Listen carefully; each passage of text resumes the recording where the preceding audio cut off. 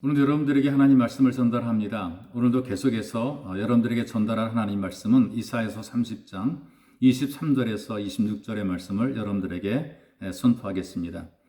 내가 땅에 뿌린 종자에 주께서 비를 주사 땅이 먹을 것을 내며 곡식이 풍성하고 기름지게 하실 것이며 그날에 네 가축이 광활한 목장에서 먹을 것이요 밭가는 소와 어린 나귀도 키와 쇠스랑으로 까부르고 맛있게 한 먹이를 먹을 것이며 크게 사륙하는 날 망대가 무너질 때에 고산마다 줄령마다 그 뒤에 개울과 시냇물이 흐를 것이며 여호와께서 자기 백성의 상처를 싸매시며 그들의 맞은 자리를 고치시는 날에는 달빛은 햇빛 같겠고 햇빛은 7배가 되어 7날의 빛과 같으리라. 아멘. 오늘도 이 본문의 말씀으로 동일한 제목으로 말씀을 선포합니다. 참 좋으신 하나님. 여러분, 사람들이 모두 일이 잘 되기를 기대하고 바랍니다. 그래서 나름대로 열심히 노력하고 또 잘해보려고 수고를 많이 합니다. 근데 그렇게 해도 잘 되는 것이 아니라 잘 안 되기도 하고 더 어렵게 되는 경우들이 있어요. 사람이 아무리 준비하고 노력해도 결국 하나님께서 도와주셔야 된다는 것이 있어. 하나님이 돕지 않으시면 때로는 해도 안 되는 경우들이 있습니다. 모든 것이 다 준비가 되었습니다. 완벽합니다. 그런데 하나님께서 사인해야 이것이 잘 되는 것이지 하나님의 사인이 없으면 순식간에 다 날아가 버리는 경우들이 있죠. 사람들이 밭을 갈고 씨를 뿌려도 결국 하나님께서 비를 주셔야 그 소산의 곡식이 풍성하게 된다라고 말씀을 하십니다. 여러분, 농부의 소망이 농사 잘 되는 것이, 그래 소출이 많아진 것이 소망이죠. 기업인들의 소망은 기업이 발전해서 이익이 많아지는 것이 소망입니다. 모든 부모들의 소망은 자녀가 잘 되는 것이고요. 그리고 많은 사람들의 기본적인 소망은 자기들의 기대가 원하는 것이 이루어지는 것입니다. 이게 어떻게 가능합니까? 세 가지 길이 있다 이렇게 얘기를 해요. 그 중에 하나가 뭐냐? 자기의 힘으로 노력하고 최선을 다해서 자수성가하는 겁니다. 여러분 주변에 보게 되면 자수성가하신 분들이 종종 있어요. 그러나 그 과정 속에 성공과 실패를 반복하고 눈물과 한숨의 빵을 먹어야 되고 또 갈수록 더 이상 할 수 없는 한계를 절감하게 되고 그리고 성공해서 많은 걸 누렸다 할지라도 놓고 가야 되는 슬픔과 아쉬움을 겪기도 하고 그렇습니다. 그래서 마지막엔 결국 한계를 절감하게 되는 것도 자수성가의 아픔이죠. 또 두 번째는 누군가의 도움을 받는 것입니다. 내 능력이 부족하니까 주변 사람 우리를 돕는 것이죠. 친구, 이웃, 선배, 권력 그 누군가 우리를 도와줍니다. 밀어줍니다. 그러면 빨리 꿈을 이룰 수가 있고 성공이 가능한 것이죠. 그러나 여러분 주변 여건이나 사람들은요.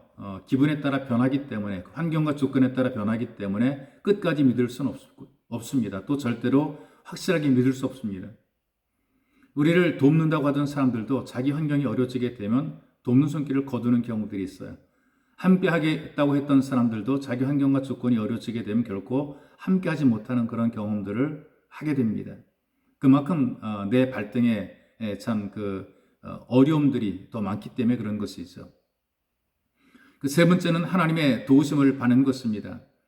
농부의 밭에는 담비를 내리시고 기업인의 기업 위에는 번영의 비를 내리시는 하나님의 도우심.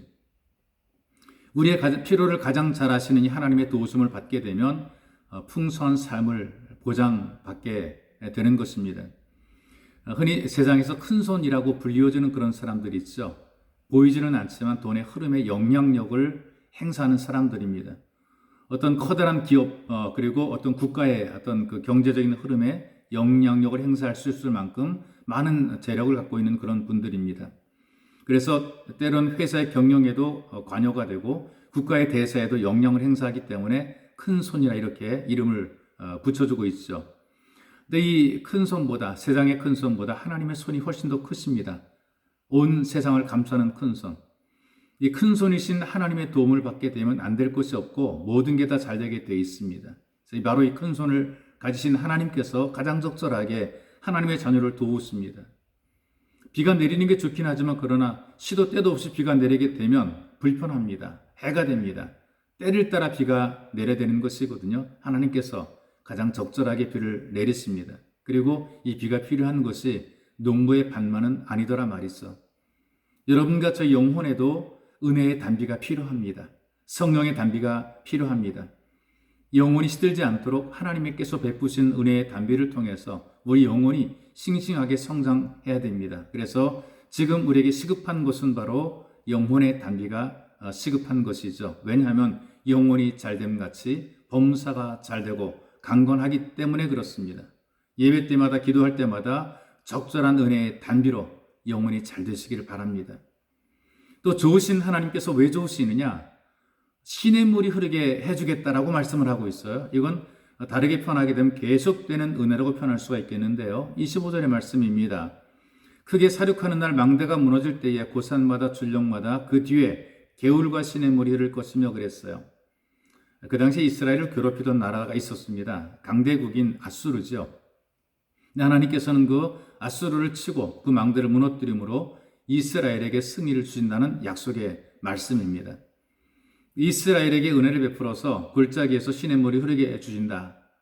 계속해서 은혜를 베풀어 주시겠다는 하나님의 언약의 약속이죠. 이 약속이 우리로 하여금 희망을 가지고 세상을 기쁘게 살게 만들어 놓는 것입니다. 우리에게 희망을 주시는 하나님, 참 좋으신 하나님입니다. 이 하나님에게 감사와 영광을 올려드립니다. 살아계신 아버지 고맙고 감사합니다. 적절하게 우리에게 은혜를 베푸셔서 때를 따라 도와주실 뿐 아니라 우리에게 계속된 은혜를 베푸셔서 기대와 소망을 가지고 고난도 어려움도 극복해낼 수 있도록 용기를 주시니 고맙고 감사합니다. 믿음의 사람으로 늘 살아갈 수 있도록 우리를 지켜주옵소서. 보배로우신 예수님의 이름으로 기도하옵나이다. 아멘.